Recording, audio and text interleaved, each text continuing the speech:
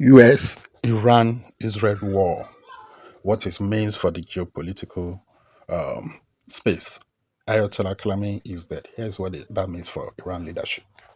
The country's supreme leader led the Islamic Republic for 37 years. Iran's supreme leader Ayatollah Ali Khamenei death could be the most existential threat to Iran Islamist regime in its nearly 50 years. But it doesn't necessarily mean a quick end to theocracy that controls the country. While Iran has an elected president, Masoud Pezeshkian, real power has rested with its supreme leader. The current regime has only seen one other power shift of this magnitude, following the 1989 death of Islamic Republic founder Ayatollah Ruhollah Khomeini. Khamenei's death on Saturday, which Iran state media confirmed, leaves obvious successor for years. Former former President Ibrahim Raisi had been favored to replace Khamenei upon the supreme leader's death, but he was killed in 2024 helicopter crash. Since then, the slim supreme leader's son, Mujtaba Khamenei, has been spoken as one possible successor. His son was shadowy figure with behind-the-scene influence, who is believed to play an important role in managing his father's wealth. But Mujtaba wouldn't be the only name in the mix. Khamenei reportedly selected three candidates who could take his place during last June 12-day war. Their names has not been made public. The uncertainty about succession could create an opportunity for the regime's opponent. In video comments announcing the US strikes in Iran on Saturday, Trump urged Iranian citizens to seize the moment to topple the regime. When we are finished, take over your government. It will be yours to take, he said. This will probably be your only chance for generations. But theocracy Khamenei presided over has proved resilient through numerous challenges, from a massive 2009 usurping over acquisition elections fraud to recent countrywide protests seeking to topple the regime that garnered Trump's backing in January before the Iranian government stomped them out. A post-Khamenei Iran is not necessarily a post-Islamic Republic of Iran, said Benabian Talibu, the senior Iran director at the Foundation for Defense of Democracy.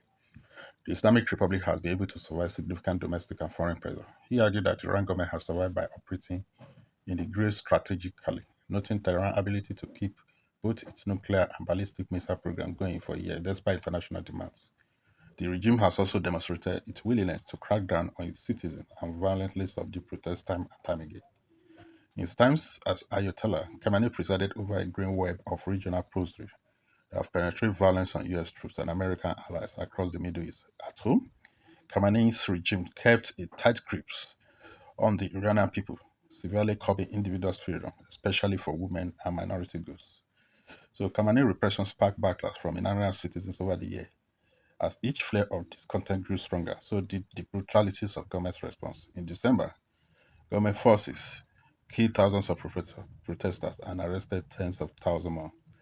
These are those who are willing to step in if the regime falls. Reza Pahlavi, the son of Iranian last Shah, was quick to release a statement of his own shortly after describing the regime's is collapsing. Pahlavi said in a comment posted to social media, lauding Trump for what he described as humanitarian intervention.